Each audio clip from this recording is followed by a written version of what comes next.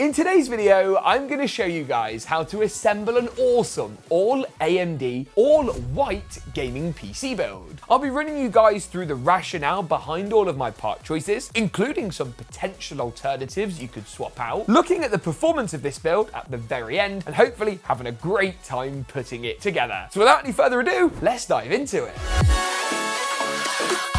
The Thermaltake MagFlow 360 Ultra is here, with a massive 3.95-inch LCD display that you can customize in software, the choice of 360mm and 420mm radiators, and black or snow color options. You're spoilt for choice. What's more, you also get Thermaltake's magnetic SWAFAN EX fans with interchangeable fan blades, and MagForce 2.0 Quick Connect design with a universal 5V ARGB connection. Check out our recent build with the MagForce in the cards section now, or learn more at the first link in the video description below. Now I'm going to start by talking about the CPU and the GPU combo. Why? Because it's the biggest driving factor as far as the gaming performance of this system goes, and it's true whether you're building a system yourself, whether you're buying a pre-built. These two parts give you an amazing idea of the kind of performance that can be achieved without even thinking about anything else. Now the 9070 XT is AMD's current highest end GPU in their RX 9000 stable. It comes in with what is a hyper-competitive MSRP and beats out the RTX 5070 Ti in a really broad range of titles. AMD are really catching up too with things like FSR, which is their upscaling tech, their equivalent of Nvidia's DLSS, and even their ray tracing is showing great strides forward as well. The 9070 XT is a pretty special GPU with 16GB of video memory and some awesome rasterization performance too. Now the CPU choice I've gone for in this build is arguably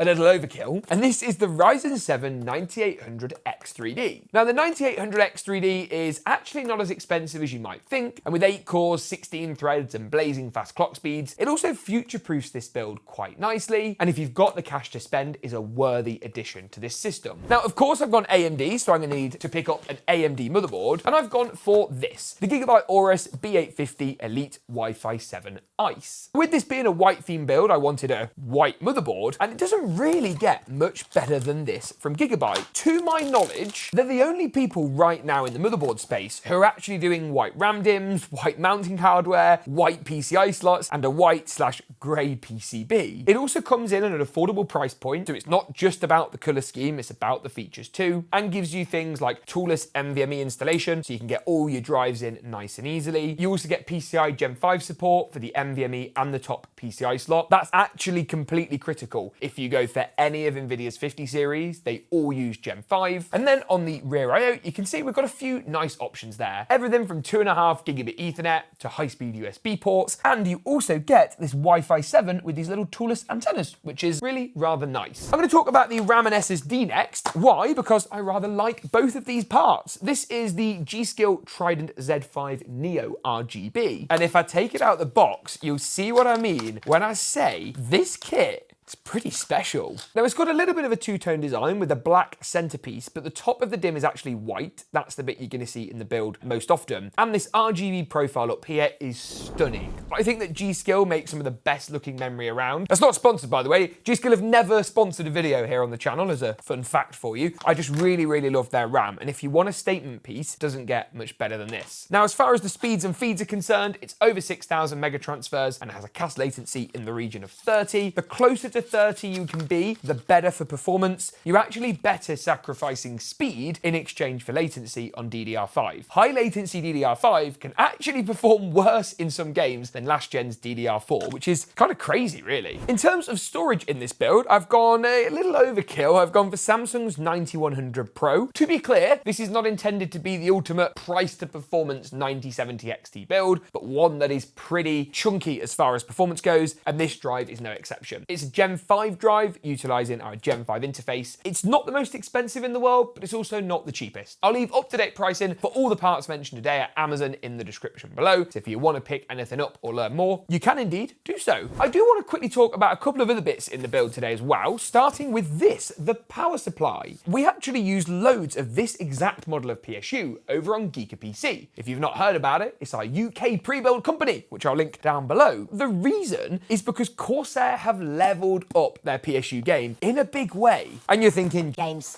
it's a power supply. What are you on about? look at these cables. Oh my goodness me. They've gone ahead, finally understood that when people build themed gaming PC builds around a particular colour, like look at that, they want things to match. Who'd have thought it? These cables are amazing for lots of different reasons. They look really, really good, but they also mean you don't have to buy PSU cable extensions. That saves you money, makes cable management easier, and is arguably, I don't want to say less risky because we've never had a problem with cable extensions, but there's just fewer points of failure. Also, look at this. Even the power cable is white. Audio warning.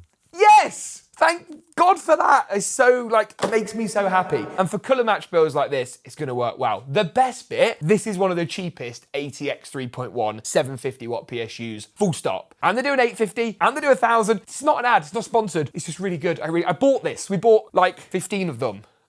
Actually, to be precise. But I really like this, and I think that Corsair have done a really, really great job with this power. Ah, one more thing. One more thing. One more thing. There is more somewhere. This one. It doesn't have pigtails. It actually uses this, the PCI Gen 5 power connector, to plug into the PSU, and out of it, you actually get your two 6+2 pin PCI power connections. How clever is that? Really like it. Can you tell that I'm a fan of the power supply? Moving on.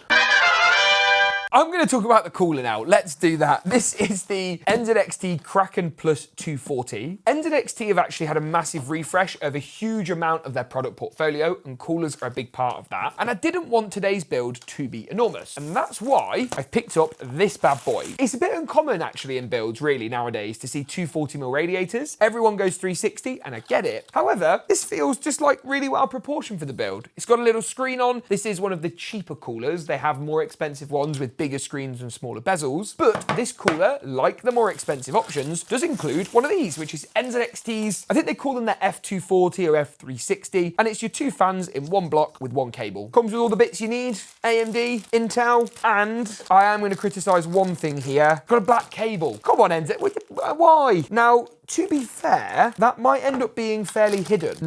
No, it's not hidden at all. It should look okay, but I really think attention to detail wise, this is a really nice looking cooler. This could have been white. Finally, the last thing to talk about is the case. I think that's everything. So this is the NZXT H5 Flow RGB. It's not actually new. They released the new H3 and the new H9. I've built in both of those and quite like them. This is just the white version of the updated H5 they launched earlier this year. Now this is the Flow RGB, which I believe comes with a couple of fans included, and is going to save me from needing to add any extras in. For what is quite a small case, that is some of the most substantial foam I've ever seen, which is probably a good thing for reducing shipping damage and such.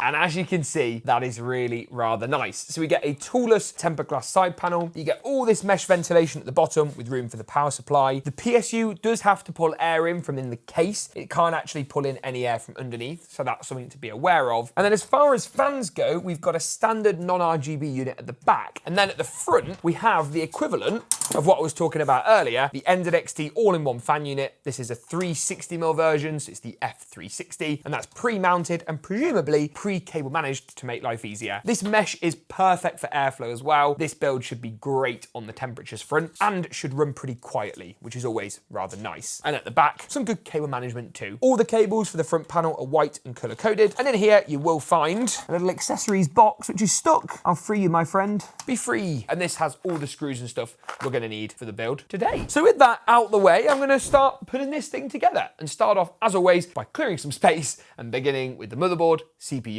RAM, and SSD. I always begin with the CPU. What you need to do is go ahead and unbox the processor and just locate where the golden triangle is. I'll put a circle around this so you can see exactly where, and this is going to correspond up to this corner of the motherboard just here, between the VRM cooling and where your I/O is. I'm then going to push the arm on the CPU socket down. That should then relieve it, and it will just lift up nice and loose. Socket cover is also going to go up. CPU is going to drop in, that triangle, as I say, up here in the top left. Return the arm down, bit of pressure, and the the plastic cover will pop off. I'm going to move on to the RAM or the memory next. I'll be using the 2nd and 4th RAM DIMMs in the build today. That's going to give me that nice dual channel performance. Before sliding the DIMMs in, a bit of pressure on both sides, and you should see here that the label should actually face towards me and away from the edge of the motherboard. That's going to look a lot cleaner and make sure everything is properly aligned. I'm then going to move on to the M.2 installation, and in this build today, I just need to remove the whole M.2 panel to show our NVMe slots. I'll be using this very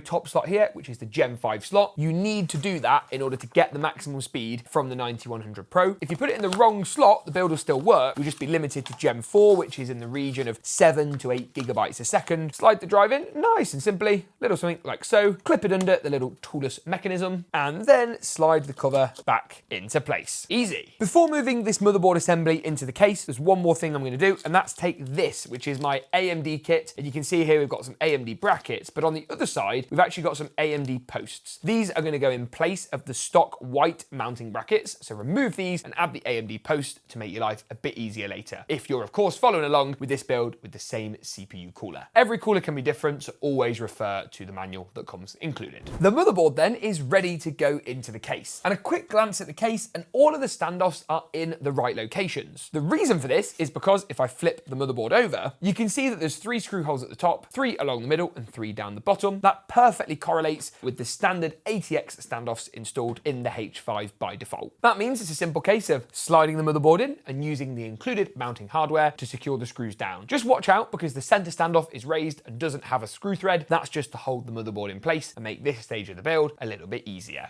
Next up, I'm going to do things in a slightly different order to normal, and I'm actually going to put in the power supply. Why? Because at the top of the case, the clearance is quite tight. The main problem here is likely to be where our CPU power cables are, and you can see there's just not a great deal of clearance between these and the top of the chassis. This can also impact things like fan and RGB headers, which would be more difficult to install once the radiator is installed. That means I can walk you through all the different power cables that I need to install onto the power supply. We're going to have one into the PCI connector. This is for our 2 8-pins. I'm then going to add in a CPU power connector. This is a dual 4-pin, so 8 pins in total. There should be a second one which splits into 2 4+4 pins. That's going to be for our additional 4-pin CPU power cable. Down the bottom here, I'm also going to add in the motherboard cable, which splits into 2 on the power supply end. So you can see top half and then also the bottom half down there, as well as the SATA power connection, which is going to go down the bottom here and be used for things like powering up the RGB and fans on the cooler, and then potentially these fans at the back and the front of the case as well. I'm then going to spin case around to the rear. You can see where we've got our PSU screw holes, and remember it needs to be fan up to pull air from inside the case, as the bottom here is not ventilated or off the ground. Slide the power supply into place, screw all 4 of those screws down, and I'm then going to wire up things like the motherboard cable to the right hand side of the motherboard and the CPU power cable up to the top left. The cooler is then going to be the next part on the list, and there is a little bit of prep work to do here. I am going to go ahead and secure this F240 fan unit on. I'm going to thread the cable through to begin with, then line up the actual 240mm cooler itself, get our water block in there and out the way. I think you probably could fit 360 in here if you wanted, but 240 I think is going to be more than good enough. And once those first 2 screws are in, you can kind of figure out how you want the alignment to be. I'm thinking that looks about right before finishing off by adding in all the screws and then of course sliding the water block on. Make sure to swap out the Intel brackets for AMD and use the included thumb screws to get this nice and tight. I'm also going to do a little bit of cable management now. I might as well get this out of the way and stay on top of it. And what you'll see here is the black female connector from the CPU cooler, and you'll see here this white connector from the fans. That's going to pass all of the RGB and the fan speeds through from the cooler to the fans, and the cooler is going to communicate with the motherboard and the PC via this USB 2 header, which I'll be plugging in. I'm also going to plug in this SATA power harness as well. That's going to provide power for the screen, the fans, and also the pump in the cooler, just to make sure everything is up and running. While I'm here, I'll also then be doing the front panel cables as well, which includes the fiddly front panel to the bottom right. It's actually one block in this build, making it way easier. The HD audio to the bottom left, and then both of the USB connections,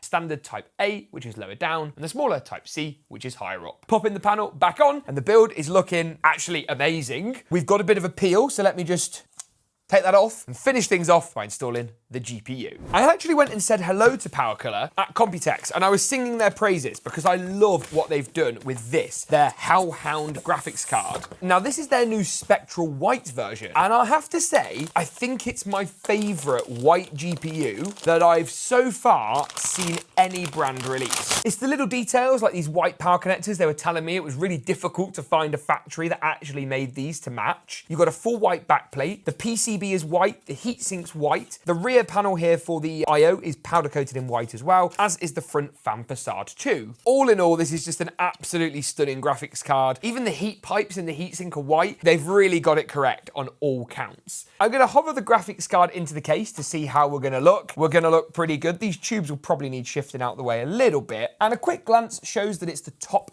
2 PCI slots that need to be taken out. So with my handy screwdriver, I'm going to go ahead and do just that before sliding the graphics card into place. Wow, wow, wow, it looks so good. I'm gonna secure the GPU back down with the same screws that I just removed it with. This card is actually fairly light, so you're not gonna need like a GPU support bracket or anything like that. And I'm gonna finish off with the GPU power connectors. So we've got 2 6+2 pins in total, 2 8 pins, one on the left, a bit fiddly. This is gonna be really controversial. I actually prefer the new PCI Gen 5 power cable and haven't really had kind of any issues with it in any of my builds. However, I guess if it ain't broke, don't fix it, and that is what you call a gaming PC build. I'll rejoin you in a minute for some benchmarks, but let's see what this looks like when it's all powered up in one of our nicest GeekaWhat montages ever. No pressure. Editor done. Don't f it up.